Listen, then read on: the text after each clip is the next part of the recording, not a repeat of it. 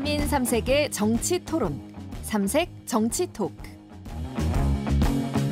삼색 정치 토크 진행하겠습니다. 서정욱 변호사님 어서 오십시오. 예, 안녕하세요. 저를 그리워하셨습니까? 계속 봤습니다. 유튜브. 저는 그립던데 안 하니까. 박성민 민주당 전 최고위원 어서 오십시오. 네, 안녕하세요. 잘 계셨습니까? 네. 오늘 활짝 웃으시는데? 네. 오랜만에 뵌 것 같아서. 최병천 신성장 경제연구소장님 어서 오십시오. 안녕하세요. 네, 잘 계셨습니까? 네, 항상 잘 지내고 있습니다. 휴가는 어디서 다니고 있어요? 따로 뭐 특별히 뭐 하진 않았습니다. 그냥 휴가 안 가요? 왜요? 뭐 하다 보니까 그렇게 됐습니다. 네. 원래 안 가십니까? 아니, 원래는 아니고요. 가다 말다 합니다. 금년에 일이 많아서. 네. 저분은 약간 공부 중독이신 것 같아요. 그런 건 아닙니다. 최 소장님은. 네. 그런 거 많은 아닌가요? 사람들이 이렇게 오해하는데 공부에 중독될 일은 별로 없습니다. 좋은 거 아니에요? 공부 안 하는데 공부 중독인 것처럼 보이면. 뭐든 중독은 안 좋아요. 적당히 하는 게 좋죠. 세 분 이렇게 하는 게 오랜만인 것 같은데 지난번에 김경진 한 달만 4주 만이셨는데요. 분위기를 너무 차분하게 만드셔가지고 우주의 탄생에 대해서 말씀을 하셔가지고 약간 득도하고 오신 느낌이어가지고. 달관의 경지 이러셨는데 네. 그 방송 들으셨어요? 예, 유튜브로. 어떠셨어요? 저는 뭐 재밌게 잘 들었습니다. 좋았어요? 예. 책임감 있으니까 뭐 좋게 들었겠지. 자, 윤석열 대통령 국정브리핑이 두 번째 있었습니다. 총평부터 들어볼까요? 우리 서정욱 변호사님. 제가 웬만하면 이거 윤석열 대통령 브리핑은요 100점을 항상 주는데 이번에는 이거 한 90점만 주고 싶어요. 뭐 저는 왜요? 4대 개혁에 대해서 이거 자신감 있게 다 브리핑하고 소신을 밝힌 거는 좋았는데 한동훈 대표하고 이거 소통 문제에서 한동훈 대표 이름을 언급 안 하고 주로 이거 당의 뭐 의원들이나 소통 문제 없다 하면서 한 대표 언급이 없어요. 이게 상당히 그 보수 지지층의 좀 불안 요소입니다. 보수 지지층 대부분은 윤 대통령과 한동훈 대표가 찰떡궁합으로 원팀이 되고 하나가 되기를 원하거든요. 그런데 최근에 만찬도 미뤄진지 취소된지 모르겠어요.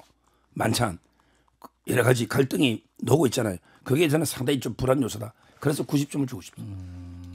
일단 질문 드리고 싶은 게 많지만 일단 총평이니까 넘어가고 최 소장님 어떻게 보셨어요? 저는 이번에 윤석열 대통령이 쓴 표현 중에 가장 인상적인 표현은 원활하게라는 표현이었어요. 원활하게? 예, 지금 왜요? 의료도 원활하게 잘 돌아가고 있고 당정 관계도 원활하게 잘 돌아가고 있다. 이런 표현인데 그래서 우리 뭐 다른 신지호 전략 부총장이 썼던 표현인데 대통령실에 대해서 달나라 상황 인식을 하시는 것 같다. 달나라. 네, 달나라 상황 인식을 모든 게 지금 어떻게 보면은 대통령님 말씀에 의하면 지금 모든 언론이 당정 관계를 해서 오보를 한 거고 허위 보도를 한 거거든요, 일종의. 근데 이제 대통령은 다 원활한 건데 왜 자꾸만 허위 보도하고 그러냐. 그다음에 이제 의료 문제도 원활하게 다 돌아가는데 자꾸만 뭐라 그러냐 해가지고 이 실제 현실과 좀 다른 데서 약간 사시고 계신 게 아닌가 그런 생각이 좀 약간 들었습니다. 우리 박성민 최고위원께서는 저는 벌거벗은 임금님 얘기가 좀 생각이 났는데 그러니까 보면 이렇게 옷을 안 입고 다니는 건데 투명 옷을 입고 있다, 세상에서 제일 좋은 옷을 입고 있다 이렇게 착각을 하시잖아요. 근데 나중엔 진실을 알고도 본인이 부끄러워서 진실을 얘기하지 못하는 그런 이야기잖아요. 근데 보면서 저도 뭐 최 소장님의 평가에 의견 동의하는데 대통령께서 진짜 약간 안드로메다 현실 인식을 좀 보여주셨다라고 생각을 해요. 그러니까 현실과 아주 동떨어진 이야기들을 굉장히 많이 하셨고 뭐 의료개혁 문제는 앞에서 언급을 해주셨으니까 저는 이 부분도 되게 인상 깊었어요. 우리 경제가 확실하게 살아나고 있습니다. 지금 소비는 줄고 있고 세금은 거치지 않고 있고 가계부채는 늘어나고 있고 부채의 질은 악화하고 있는 이 모든 지표가 있음에도 불구하고 대통령께서 국민들 앞에 서서 우리 경제가 확실하게 살아나고 있다라는 이야기를 하신다는 걸 보면서 대통령의 현실 인식은 정말 이 국민들의 삶과 굉장히 동떨어져 있구나. 이건 어디서부터 어떻게 바로잡아야 하나라는 고민이 드는 기자회견이었습니다. 우리 서정욱 변호사님은 90점. 최 소장님은 한 뭐 60점 정도예요. 60점? 네. 박 최고위원님은 딱제점? 점수를 잘 주고 싶은 대목이 잘 없었습니다. 서 변호사님 제가 사실은 좀 당황했던 대목은 의료 현장을 한번 가봐라. 난 그 대목에서 약간 기가 막혀 보이던데 어떠셨어요? 물론 저도 뭐 심각한 문제가 있다고 생각하고요. 다만 너무 불안을 자극하는 이런 것도 문제인데. 물론. 네. 그래서 저는 대통령이요. 이 부분은 조금 더 현장에. 근데 대통령이 현장 가면요. 다 잘 해놨잖아요. 대통령이 어느 병원 온다 하면 다 이렇게 꾸미놨고 이러니까 이래가는 게 제대로 현장을 못 보잖아요. 따라서는 현장의 목소리를 좀 다양하게 대통령실에 전달할 수 있는 통로를 좀 만드는 이런 방법 하나. 그다음에 더 제가 제안하면요. 옛날로 치면 암행의사처럼 진짜 대통령이 믿을 만한 사람을 보내서 대통령이 직접 가면 이게 다 꾸미놨기 때문에 그런 사람들 보내서 진짜 응급실 상황이 어떤지 한번 손님으로 환자로 가정에서도 한번 가볼 수 있잖아요. 이런 걸 이렇게 제대로 한번 민심을 들어봐라. 제가 보기에 대통령 인식보다는 조금 더 심각하다. 그러나 야당의 무차별적인 공격보다는 좀 안정돼 있다. 저는 그 중간 어디쯤에 답이 있다 봐요. 그 실정을 제대로 파악하기 위해서 설치한 게 민정수석실 아니에요? 그거 뭐 하고 있는 거예요, 그러면? 그런데 민정실에서 제대로 그 환자처럼 이렇게 병원에 가서 제대로 실태를 좀 봐서 제대로 된 보고서를 올리는 그런 역할을 해야죠. 변호사님 혼 좀 내세요. 가서 왜 이러냐 도대체. 근데 저도 뭐 제가 응급실에 가본 적이 없어서 솔직히 저도 잘 몰라요. 보도 뭐 그러니까 제가 자신 있게 말할 수 있는 그 중간쯤에 전 답이 있지 않나 싶어요. 근데 대통령 인식과 야당 공격 사이에. 근데 서 변호사님 주변에도 아마 병원 가보신 분들이 있을 거예요. 예. 동네 병원 간 분들은 잘 못 느껴요, 사실은. 큰 병원 간 사람들은 굉장히 심각한 상황을 느끼고 있는 건 사실이니까. 예. 우리 이제 한동훈 대표가 방금 이제 말씀하신 대통령실과 야당의 공격 사이 어딘가에 진실이 있을 거라는데 그거랑 좀 다르게 국민의힘 대표의 상황 인식이 또 있는 것 같아요. 그래서 의료 지금 현장은 상황이 매우 심각하다. 이 표현을 쓰면서 이제 여러 가지 계속 얘기를 반복적으로 하고 있잖아요.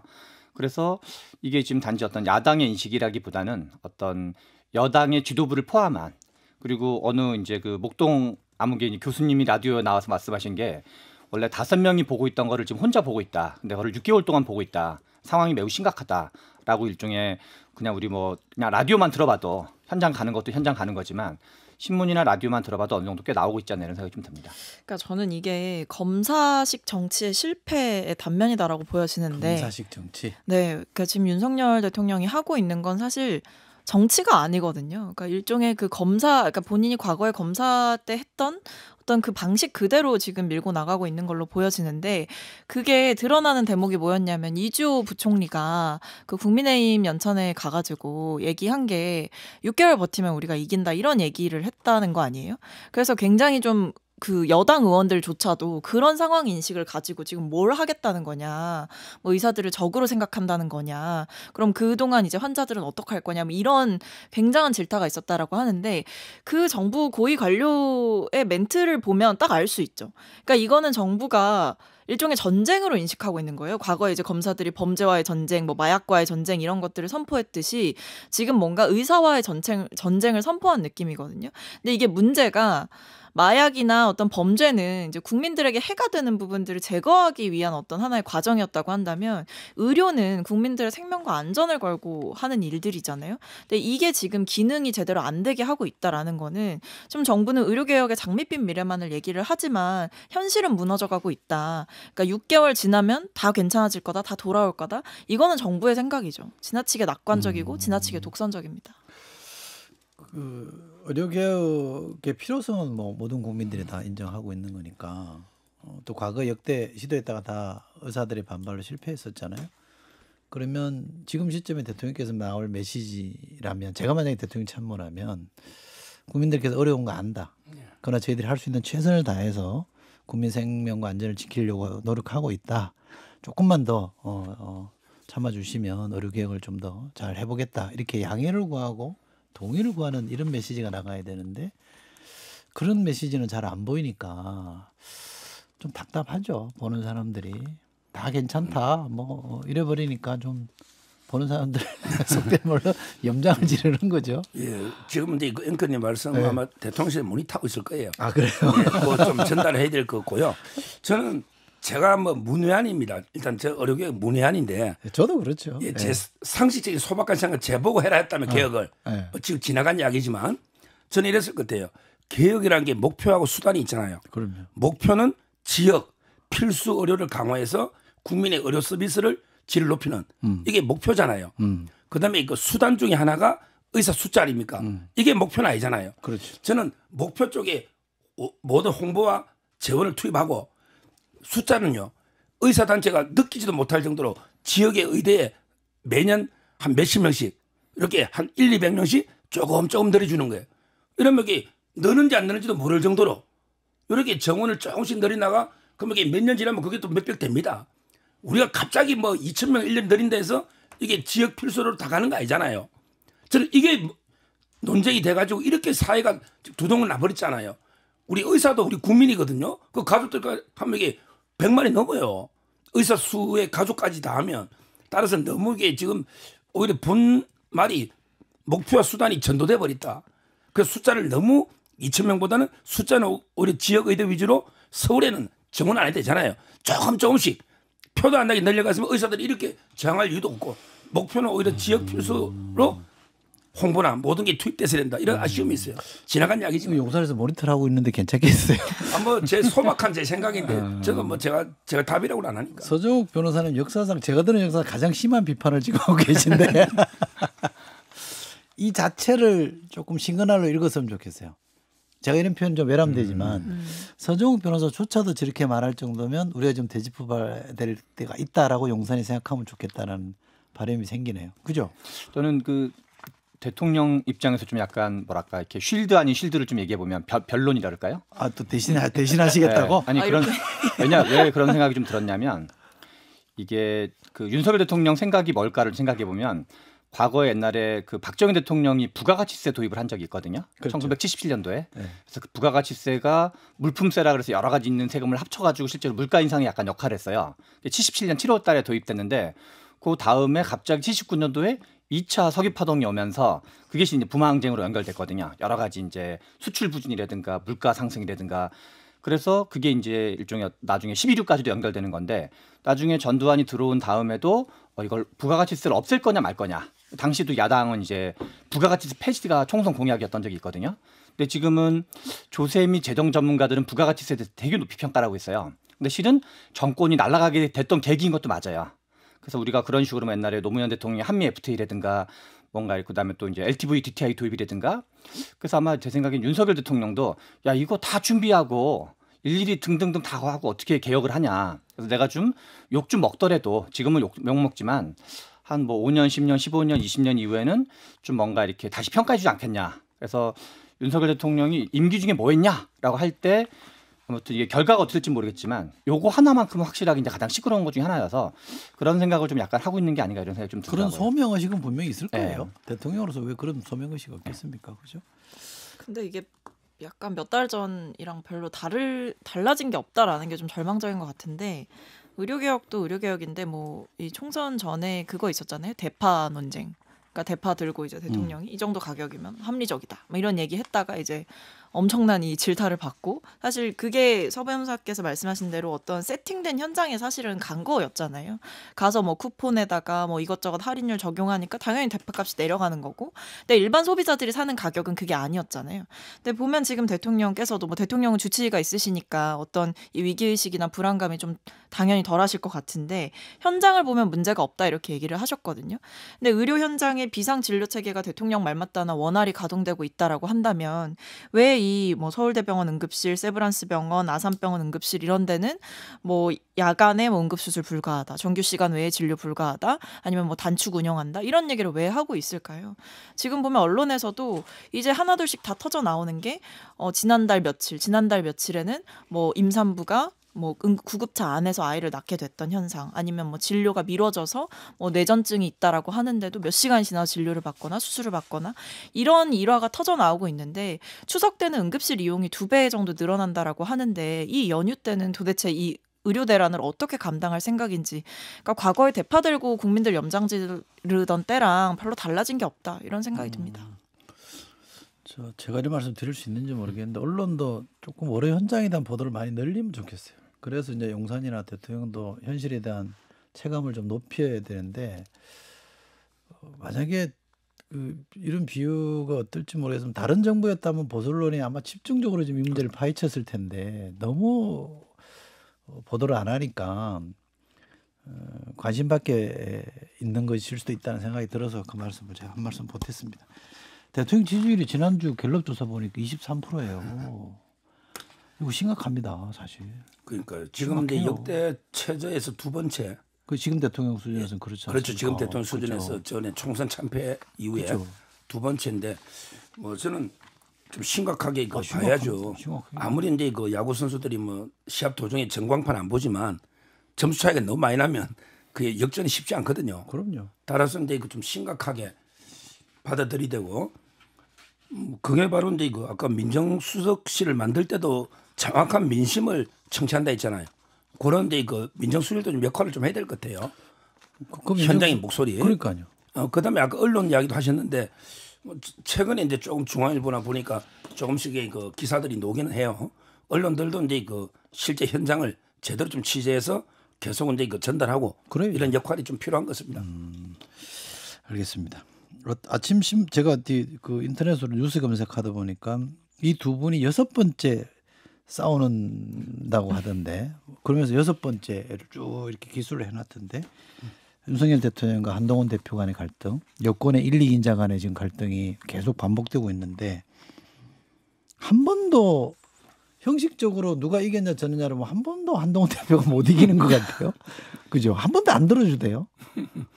좀 들어주지 그걸 그렇게 야박하게. 그런데 이거 6번이든 뭐 7번이든 제가 크게 보기 5번이라고 저는 생각하는데 하여튼 옛날 갈등하고 이번에 갈등은 좀 본질이 달라요. 어떻게 옛날에 다릅니까? 그 김건희에서 한번 문자 읽고 씹었다. 또는 이제 뭐 여러 공천 갈등들 또는 최상병 특검 갈등들 그다음에 김경수 복권 이런 것들도요. 이런 것들은 이제 국민의 어떤 죽고 사는 문제하고는 관계가 없어요. 그러다 보니까 이제 뭐 갈등이 충분히 풀릴 수가 있어요. 둘만의 갈등이잖아요. 그런데 이번에 의료 갈등은요. 정말 국민의 죽고 사는 문제와 관련돼 있으면서 복합 갈등이에요. 두 분만의 갈등이 아니에요. 여기 가장 중요한 의사 단체 당사자가 있잖아요. 네. 그러니까 이 갈등 해소가 어려운 거죠. 이걸 어떻게 풀어야 될지. 저는 이번에는 한동훈 대표도 이게 물러설 수가 없는 거예요. 왜 국민의 생명이 달려 있고 또 본인의 그 있으니까 그럼 대통령실도 그 되돌릴 수는 없잖아요. 백지화로. 그래서 이번 충돌이 정말 심각한 저는 갈등으로 기존의 그 갈등과는 차원이 다르고 이걸 어떻게 풀어야 될지 저도 상당히 걱정이 옛날에 제가 별로 걱정 안 했어요. 시간 지나면 이게 한동훈 대표가 숙이든 누가 숙이면 끝나는 거죠. 그 문자 읽고 싶어 이런 게 뭐 그래 중요한 건 아니지 않습니까? 선거는 지나갔고. 근데 이번에 갈등은 진짜 저도 어떻게 풀어야 될지 참 이게 막막합니다. 대통령 또 경로하셨어요? 경로한 정도가 아니고 안 보자. 한동훈 이름도 언급 안 하지 않습니까? 만찬도 취소. 밥 먹는 것도 취소해버리고. 그렇지 않습니까? 원래 뒤끝이 좀 있으신 분인가요? 뒤끝이 없죠 원래는. 이거 뒤끝인데. 이건 아직 앞끝이 있어요. 아직 이제 갈등이 뒤끝이 있는 게 아니잖아요. 근데 앞끝도 있는데 뒤끝까지 있으면은 거죠. 임기 끝날 때까지 안 보시겠는데요? 앞끝에 이어서 뒤끝까지 가시면. 근데 저는 그 서정욱 변호사님께서는 어떤 그 이 의료대란 문제에 대한 이 갈등이 뭐 정책적인 내용에서 서로 물러설 수 없다라고 하셨는데 저는 좀 생각이 다른 게 그래요? 이게 내용으로 보면 사실 대통령께서 물러서 주시는 게 맞죠. 솔직히 국민의 생명과 안전 이거보다 대통령이 중시해야 할 게 있습니까? 없죠. 논리적으로 생각하면 그래요. 아무리 의료개혁의 정당성이 있다 해도 응급실이라던가 이런 문제가 일어나고 있다면 대통령이 일종의 여당을 좀 출구 전략 삼아서 한동훈 중재안을 받아주고 이런 방식으로 가는 게 논리적으로는 당연한 건데 이게 왜 안 되냐. 뭐 대통령의 타고난 성정도 있지만 제가 봤을 때 제일 큰 거는 한동훈 대표의 이런 제안이나 주장을 논리적 타당성의 측면에서 보는 게 아니라 한동훈이 자기 정치한다 이걸로 보는 거예요. 여기서 못 벗어나니까 이 프레임으로만 보니까 괘씸죄가 적용이 되는 거죠.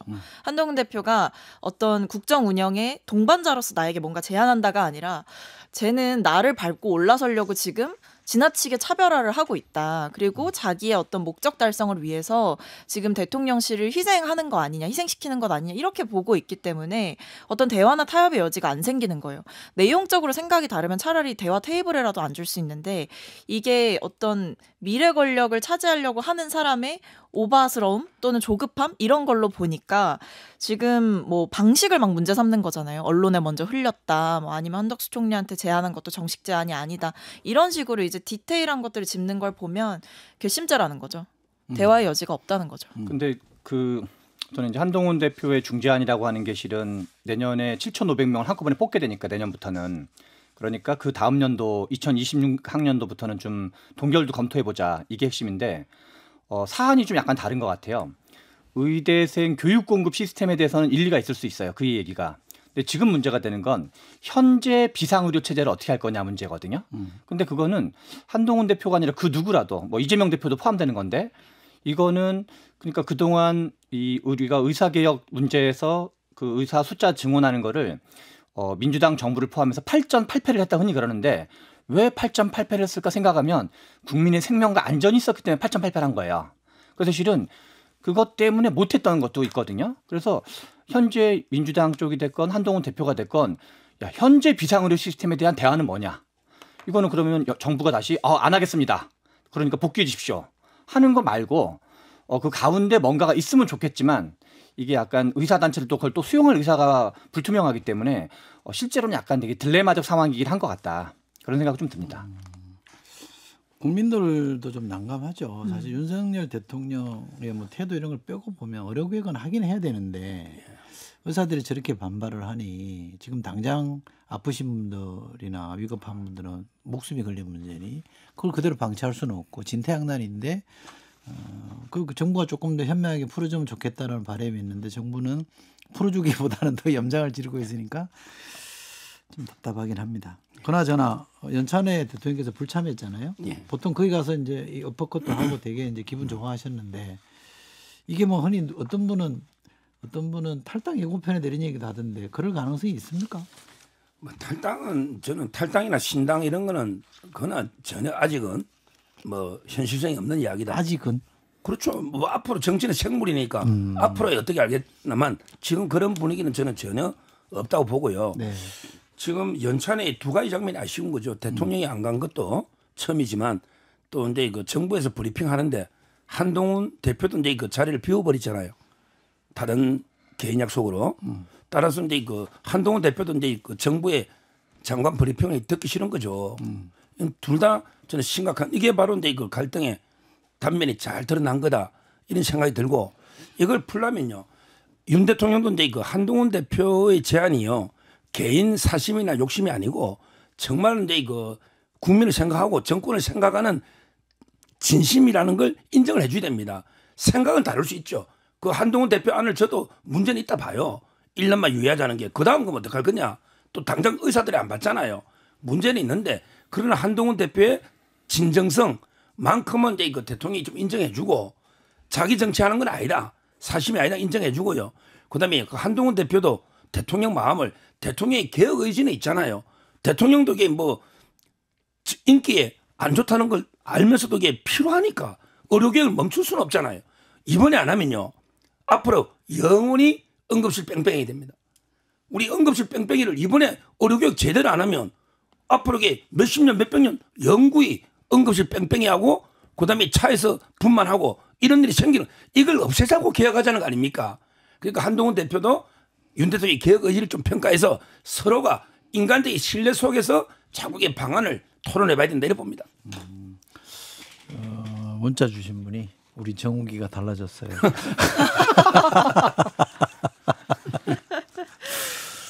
요거 앞에서 그 23% 여론조사 대통령 지지율 말씀하셨잖아요. 일본 같은 경우는 뭐 한 30% 내외면 내각 총회산을 한다 그러는데 이게 무슨 아까 아직은이라는 표현을 무의식적으로 저는 우리 서변환 선생님이 쓰신 것 같아요. 그러니까 위태위태한데 하면서 이제 그거를 의식하지 않았지만 그러니까 이제 정말 무시로 쓰신 건데 왜냐하면 이게 정치는 제가 보기에 지지율 앞에 장사 없다고 봐야 되거든요. 근데 만약에 대통령 지지율이 23%에서 10% 후반이 고착화된다. 그러면 앞에서 우리 뭐 역대 그 노태우 대통령, 김영삼 대통령, 김대중 대통령은 다 공통적으로 탈당을 요구받아서 결국 탈당을 하셨었어요. 그래서 저는 대통령께서 이게 여론조사에 약간 둔감하신 게 실은 대통령 윤석열 대통령의 스타일 중에 하나인데 17% 18%대가 고착화되면 여당 내에서도 친윤계 내에서도 제가 보기에는 대통령 탈당 요구가 나올 가능성이 매우 높다. 그래서 뭔가 그런 좀 특단의 고민을 좀 하실 필요가 있다는 생각이 듭니다. 알겠습니다. 여야 당 대표 회동 얘기 좀 해보겠습니다. 이거 최병철 소장님께서 보시기에 여야 당대표 회동이 좀 자주 있는 게 좋지 않아요? 자주 있는 게 좋은데 저도 이번에 11년 만에 있다는 거 보고 깜짝 놀랐는데요. 아 그래요? 예, 이게 지금 여야 당대표회담이 우리나라에서 11년 만에 있는 거라는 거예요. 따로 만나는 게 같이 이제 대표끼리만 만나는 게. 대통령 없이 따로 만나는 게. 예. 아 그래요? 그래서 저도 놀랐는데 이 곰곰이 생각하면 박근혜 대통령 시절부터 뭔가 이렇게 기센 분들이 대통령 파워가 워낙 또 잘 나가던 분들이었었거든요. 당시에 그 자기 진영 쪽에서. 그래서 오히려 대통령이 너무 힘이 셌기 때문에 오히려 좀 덜 나간 게 아닌가. 근데 이제 이번에 아무튼 11년 만에 서로 되게 어떤 뭐랄까 독특한 캐릭터라 그럴까요? 지금 윤석열 대통령, 이재명 대표, 한동훈 대표 다 이제 나름 한 그 캐릭터 하시는 분들인데 그래서 한번 붙어보는 게 나름 뭔가 이렇게 정치부 기자들도 그렇고 많은 사람이 좀 약간 궁금해하는 그래서 뭔가 저는 최근 몇 달간의 개원한 이후의 정치 상황에 비하면 저는 무정부 상태보다는 뭔가 이렇게 세 명이 뭔가 옥신각신하는 게 훨씬 더 주인 있는 정치 체제라 그럴까요? 뭔가 책임감이 있는. 그래서 저는 뭐 대체로는 약간 이제 긍정적인 면으로 보고 있습니다. 이 흐름 자체를. 내일 하죠? 네, 내일 2시 합니다. 이재명 대표의 회동을 하는데 의제는 다 정해졌습니까? 의제는 지금 이제 몇 가지를 하고 있는데 합의 본 거는 뭐 민주당에는 지구당 문제라든가 이재명 대표 25만 원 문제라든가 최혜병 문제라든가 이런 걸 좀 이제 민주당 쪽에 하자 그러고 국민의힘 좀 약간 애둘러서 표현하는데 뭐 민생 개혁, 정쟁 중단, 정치 개혁 이런 식으로 좀 애둘러서 약간 뭉뚱그려서 좀 표현하는 것 같더라고요. 근데 이제 크게는 최혜병 문제를 어떻게 볼 거냐. 이게 이제 하나가 주요 관전 포인트고 또 하나는 의대 정원을 둘러싼 또는 지금 의료 사태를 둘러싼 거를 지금 이제 어떻게 보면 한동훈 대표 입장에서는 윤석열 대통령한테 문제 제기를 한 상황인데 아시다시피 이재명 대표가 그거를 동조한 거거든요. 모양새가. 그런데 그거를 뭐 이재명 대표랑 한동훈 대표가 뭔가 합의하는 모양새를 취하거나 동조하는 모양새를 취하면 이게 정치적으로 파장이 엄청 커지기 때문에 그렇게 할 거냐 안 할 거냐 이게 아마 주된 관전 포인트 중에 하나일까 싶습니다. 그런 사안이 아니더라도 만약에 두 분 간에 어떤 합의가 이루어졌다. 정책 사안이든 뭐 법률 입법 사안이든 그러면 어떻게 될까요? 용산이 어떻게 받을까요? 이제 그 합의된 내용이 뭐냐에 따라 다를 텐데요. 예를 들어 이제 최상병 특검법이나 뭐 25만 원 이런 거는 이제 그 한동훈 대표가 합의해 줄 수는 없을 거예요. 합의돼도 이제 거부권을 했던 거기 때문에 대통령실에 수용할 수가 없는 이런 거고요. 그 외에 이제 그 뭐 핵심적인 대통령실과 관계되는 게 아니고는 웬만하면 이게 존중해 줄 텐데. 아 그럴까요? 그러지 않겠습니까? 뭐 그런 핵심적인 부분 빼고 나머지 민생과 관련되는 건 합의하면 웬만하면 이게 그 존중해 줄 수밖에 없잖아요. 저는 내일 회담의 가장 큰 정신은 구동 존이 중요한 게 존이 이게 중요합니다. 차이가 있는 건 두 됩니다. 그게 바로 최상병 특검이에요. 그다음에 25만 원 지원금이에요. 이런 걸 무리하게 합의하면요. 그러면 이게 대통령실하고 틀어지는 거예요. 보통은 이제 뭐 지금 11년 만에 있었다고 하니까 제가 수석할 때도 그런 경험은 없었는데 보통 제 상식으로 비춰보면 우선 이제 당정 간에 충분히 협의를 거쳐서 요러이러한 거 가지고 한번 야당이랑 얘기해 봅시다 해서 안을 가지고 만나거든요. 그러니까. 이제 당정 간에 협의를 마치고. 근데 지금은 협의는 없는 거죠. 지금 이제 뭐 실무자끼리는 비서실장이나 협의는 많이 있다고 하는데 제가 알기로 대통령하고 한동훈 대표 간의 그 최종적인 이런 협의는 없는 걸로 알고 있기 때문에 그래서 조심해야 된다는 거예요. 예전에는 우리 앵커님 말씀처럼 전부 당정이 조화대가 청와대하고 만나니까 갈등이 있을 게 없잖아요. 이번에는 그런 조율이 없었던 걸로 저는 봅니다. 이게 약간 협치를 넘어서 협공의 구도가 만들어질 수 있다. 협공. 네, 라는 생각이 두 분이 드는데. 짜고. 그러니까 둘이서 이제 용산을 이제 타겟은 정확한 거죠, 사실. 용공 아니에요, 용공 협공이 아니라. 둘이 합쳐서 이제 용산을 공격하니까. 용산을 협공한다, 뭐 이렇게 할 수도 있겠죠. 근데 제가 생각했을 때는 이게 일단은 둘 다 명분을 챙겨갈 수가 있어요. 여야 대표가 일단 만나서 어떤 민생 의제에 대해서 얘기를 한다라고 분명히 얘기를 했거든요. 보면 이제 뭘 얘기할 거냐 보면 일단 추석 물가 대책도 얘기한다 하고 뭐 세제 개편, 뭐 금투세는 워낙 한동훈 대표가 강조하기도 했고 이재명 대표도 얘기했던 거니까. 그리고 뭐 가계 및 자영업자 부채 이 부분도 이제 논의를 한다라고 해요. 민생 정책의 큰 축을.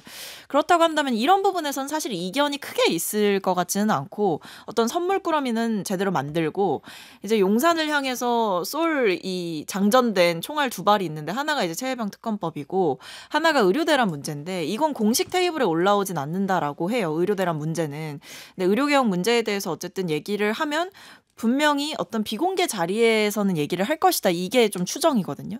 그러니까 공식적인 의제로 채택되진 않았기 때문에 합의문이라던가 어떤 두 당의 공통적인 입장문에 도출될 리는 없지만 이게 회담을 하면 당연히 이 추가 취재가 들어갈 거 아닙니까? 그럼 언론들이 또 그 비공개 자리에서 나왔던 얘기들을 하겠죠.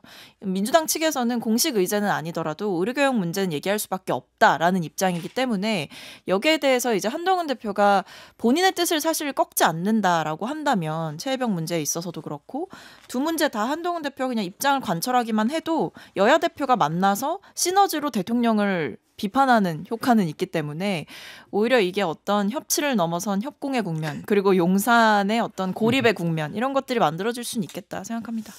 뭐라도 합의가 되긴 될까요?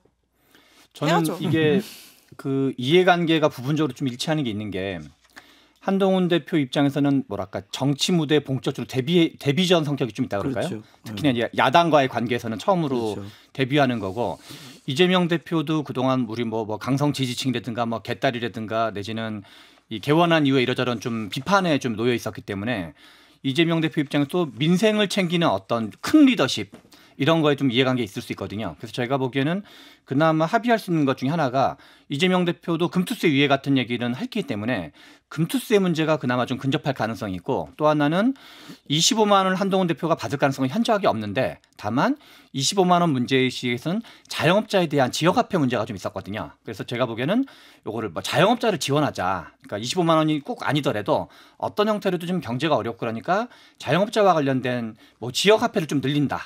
이런 정도는 제가 보기에는 합의 가능성이 있는 대표적인 거고 원래 논리적으로만 치면 지구당 부활 같은 것도 합의 가능성이 좀 더 근접해 있는데 민주당이 아예 던진 의제예요. 근데 다른 민생 의제는 안 챙기고 그것만 딱 챙기면은 모양새가 안 좋거든요. 그래서 자영업자나 금투세 쪽이 주로 뭔가 좀 근접하지 않을까 이런 생각이 좀 듭니다. 뭐가 돼도 되긴 될 것 같다. 저는 뭐 그 정도까지는 합의 가능성이 있을 것 같다. 양쪽에 또 이해관계도 있기 때문에. 저는 지구당은 둘 분 다 공약이에요. 따라서 지구당은 이제 이거 합의될 수가 있는데 국민들이 지구당이 뭐가 지금 중요해? 그렇죠. 그게 국민의 먹고 사는 문제와 관계 없잖아요. 오히려 정치 기득권. 따라서 이거는 의미가 없을 거고요. 그런다 해서 뭐 지금 이미 합의가 된 전세 사기 특별법이나 뭐 이런 거 가지고는 또 생색이 안 나잖아요. 결국은 이제 그 합의가 논다면 금투세 25만 원, 최상병 특검 이게 이제 의료대란은 뭐 공식 의제는 아니니까 세 개인데 문제는 금투세는 이재명 대표에게 일부 받고 싶은 면이 있어요. 이재명 대표도 주식 투자 많이 하잖아, 솔직히. 주식 투자도 하지만 유연하거든, 그 부분은요. 근데 문제는 금투세를 하나게 이재명 대표가 받아주면 한동훈 대표도 하나 받아줘야 되잖아요. 기본 테이크잖아요. 그게 안 보입니다. 없어요. 그게 25만 원하고 최상병 특검 중에 하나를 주야 금투세를 하나 받아오면 이게 비슷한데 이게 안 보여요. 왜냐하면 최상병 특검은 당내에서도 이게 설득이 잘 안 돼요. 제가 파악하기로 한 7, 80명 정도는 강력합니다. 소신이 반대예요. 소신이. 저도 그렇지만. 따라서 이거는 한동훈 대표가 어렵습니다. 대표를 하더라도 당을 100% 장악한 건 아니잖아요. 그렇고 25만 원도 뭐 근데 자영업자 다른 뭐 대출이나 다른 이자 감면이나 다른 걸로 가도 국민들이 볼 때 이게 25만 원하고 같은 효과는 아니잖아요. 그럼 이재명 대표 입장에서는 금투세만 주고 뭐 받아왔냐 하면 이것도 난감하잖아요. 그래서 상당히 저는 어려울 것 같아요. 내일 성과가. 근데 저는 그 25만 원 지원금 관련해서 선별 지급까지도 검토해볼 수 있지 않을까라는 생각은 있거든요. 왜냐하면 여당에서 이제 뭐 전 국민한테 주는 거는 어렵다라는 선은 분명히 그어왔는데 내부적으로 선별 지급에 동조하거나 동의하는 사람들 또는 내부 검토는 있었다라고 저는 알고 있는데 그게 그럴 수밖에 없는 게 이게 어떤 민생 정책에 획기적인 대안을 내놓지 않고 그냥 마냥 반대한다. 라고 하는 걸로는 버티기가 아마 어려울 거예요. 왜냐하면 지금 정부에서 그렇다고 해서 어떤 자영업자나 소상공인 또는 서민들을 위한 지원 대책을 강화하고 있느냐 아니잖아요. 지금 정부에서 얘기하는 거 보면 일단 경제 전망에 대해서 상당히 낙관적일 뿐만 아니라 감세 정치를 했단 말이에요. 그러니까 어떻게 보면 상속세, 법인세 뭐 이런 뭐 종합소득세 뭐 이런 부분들을 건드린다라고 하는 거는 사실 국민들한테 체감이 크게 되지 않는 국면이 있기 때문에 이 추석 민심을 고려하고 밥상머리 민심을 이른바 좀 고려를 한다라고 하면 여당 측에서도 마냥 25만 원 절대 안 돼 이렇게 갈 수는 없을 거라는 거죠. 그래서 민생도 어렵고 자영업자 어렵다라고 하니까 어떤 계층을 타겟팅해서 그것을 제한하고 민주당 측에서는 어쨌든 처음에 전 국민으로 제한을 했다 보니 그래도 뭐라도 되면 좋지 않냐 이 정도까지 서로 물러날 수 있는 선은 저는 있다라고 봐요. 이재명 대표의 어떤 정책적인 트레이드마크 비슷한 것 중에는 25만 원이 가장 대표적이긴 하지만, 그러니까 기본소득이 가장 대표적이지만 실제로 성남시장 시절과 경기도지사 시절에 되게 많이 했던 것 중에 하나가 지역화폐라는 형태였어요. 왜냐하면 기본소득의 지급 형태가 지역화폐였는데 문재인 정부 시절에 여러 가지 뭐 소주성 논란이나 등등 해가지고 지역화폐가 5천억 내외에서 한 2조 5천억까지 한번 늘린 적이 있어요. 그 일종의 자영업자들 좀 달래는 차원에서. 그래서 제가 보기에는 앞에서 말씀하신 것처럼 지역화폐를 특히나 이건 예산안이랑 연동돼 있기 때문에 뭐 한 5천억짜리를 뭐 1조 2조 이렇게 늘리는 거는 충분히 이게 대규모까지는 아니기 때문에 정부도 감당 가능한 예산 규모이기 때문에 저는 지역화폐 형태로 뭔가 이재명 대표 형태의 우회적인 형태로 수용하는 형태로도 충분히 타협 가능성이 있을 수 있다 이런 생각이 듭니다.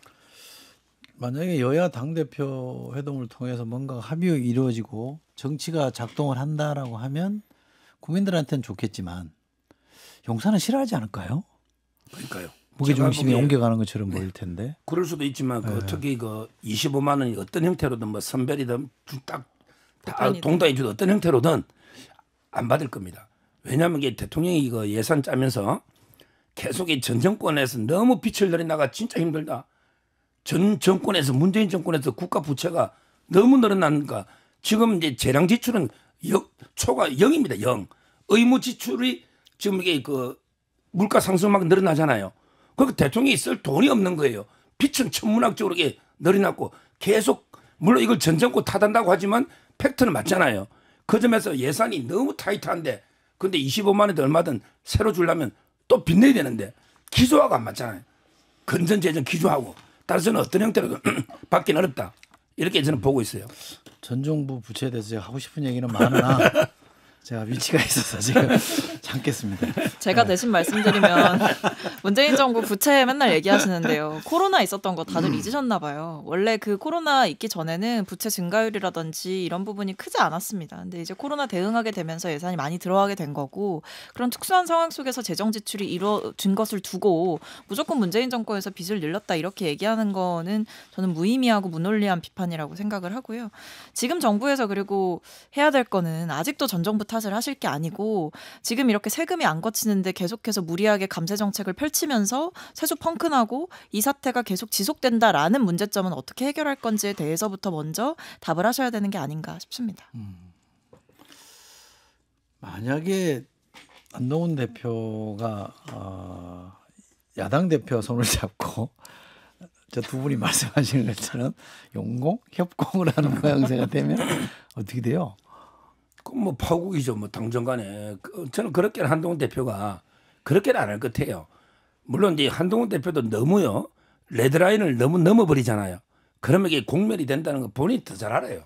그러니까 넘기 전에 용산이 그래도 여당 대표를 존중하고 그 의견을 좀 수용하고 하는 건 필요하잖아요. 그렇죠. 그래서 제가 제안하는 거는 한동훈 대표하고 윤석열 대통령이 일주일에 한 번 이상씩 독대를 해서 어떻게 일주일에 한 번? 네, 최소. 와. 그 정도로 이게 독대를 해서 모든 현안마다 이게 당정이 하나가 되는 이거 자주 만나 토론하고 하다 보면요. 접점이 나오거든요. 그게 필요합니다. 지금 두 분이 분열하면요. 공멸한다니까요. 한동훈 대표도 이제 어느 정도 차별화는 필요합니다. 차별화는.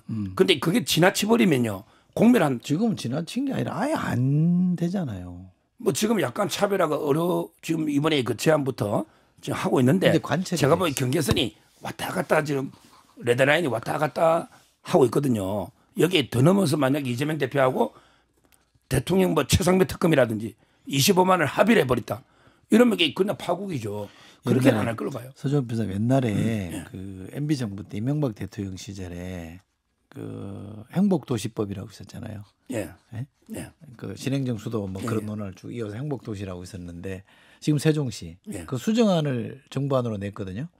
근데 박근혜 대통령이 역시 여당 의원이었는데 본회의장 신상 발언 통해서 나는 반대합니다 해가지고 부결시켰어요. 그 뒤에 어떻게 됐습니까? 파탄 안 났어요. 조금 삐걱거리긴 했습니다만 두 분 사이가 그때부터 사실 회복되기 시작했거든요. 근데요, 두 가지가 다른 정권 게 재창출됐잖아요. 예, 그 두 가지가 박근혜 대통령, 이명박 대통령 갈등하고요. 윤핵 갈등이 두 가지가 다른 게 하나는 이제 그 박근혜 대통령 문제는 주로 이제 임기 말쯤에 됐어요. 임기 한 3, 4년 됐을 겁니다. 2010. 아니요. 행복도시는 일찌감치. 세종시는 그 전이었죠. 예, 그 전에는 그런 데 그 비대위나 이런 거는 좀 말이었고 지금은 임기가 많이 남아 있고요. 그다음에 가장 중요한 차이가요. 박근혜 대통령은 독자적인 정치 지지층이나 독자적인 정치적 자산이 있었어요. 아버지 자산도 있고 한동훈 대표는 오로지 윤석열 대통령 자산으로 한 몸으로 돼 있단 말이에요. 둘 다 이게 예를 들어 한동훈 대표가 정권 잡으면 검사 정권이 이겨야 되는 거예요. 그렇죠? 근데 그럼 지금 검사 정권 일기예요? 그렇다고 봐야죠. 윤석열 대통령 검사 일기. 그러니까 제 말은 이게 윤석열 대통령이 실패해 버리면요. 한동훈 대표도 미래가 없어요. 이명박 박근혜 대통령 완전히 다르잖아요. 이미지가. 이명박 대통령 실용적인 기업인 이미지고 이거는 이제 원칙주의자 박근혜 대통령은 박정희 딸로서 자산이 따로 있으니까 차별화가 국민이 볼 때는 이게 정권 교체예요. 그런데 지금 한동훈 윤석열은 한 몸으로 다 인식하잖아요. 20몇 년을 같이 검사로 있다가 최근에 1년 싸우고 있는 거예요. 따라서 이게 전혀 저는 다르다는 거예요. 상황이. 그러니까 한 몸으로 근데 이제 안 보지 않을까? 이제 밥도 안 먹고 뭐 얼굴도 안 보신다라고 하는데 근데 한동훈 대표 엄청 머리 아픈 것 같아요. 왜냐하면 뭔가 차별화는 하고 싶어 하시는 것 같은데 그게 좀 뒷심이 부족한 느낌이라 그래야 될까요? 뭐 그게 정치적인 국면의 한계이기는 하겠죠. 뭐 대표기 때문에 당내에 있는 친윤계 의원들까지 끌어안아야 되는 과제도 있고 아무리 여당 대표가 뭔가 주장을 해도 행정 권력으로 뭔가 막히게 되면 추진할 수 없고 이런 딜레마적 상황이 있는데 나는 대선은 나가고 싶고 근데 윤석열 대통령이랑 같이 가면 망할 것 같고 이런 여러 가지 고민이 있겠죠. 근데 뭐 아직까지는 배를 완전히 나눠 탔냐 이걸 좀 봐야 될 것 같기는 한데 배를 고쳤을 수 있냐 아니면 새 배를 만들어서 걸로 옮겨가야 되냐 이 고민이 있을 텐데 저는 지금 같은 태도를 대통령께서 유지하신다고 한다면 한동훈 대표가 더 빨리 더 많이 각을 세워야만 살아남을 수 있다라는 것을 본능적으로 느끼지 않을까요? 지금 보면 대통령이 그렇게 바뀔 여지를 보여주고 계시지 않기 때문에 지금 기자회견에서 보여주셨듯이 뭐 이대로 간다 이렇게 봐야죠. 저는 지금 상황이 일종의 이중 권력 상황이라 생각을 해요. 여권 내에.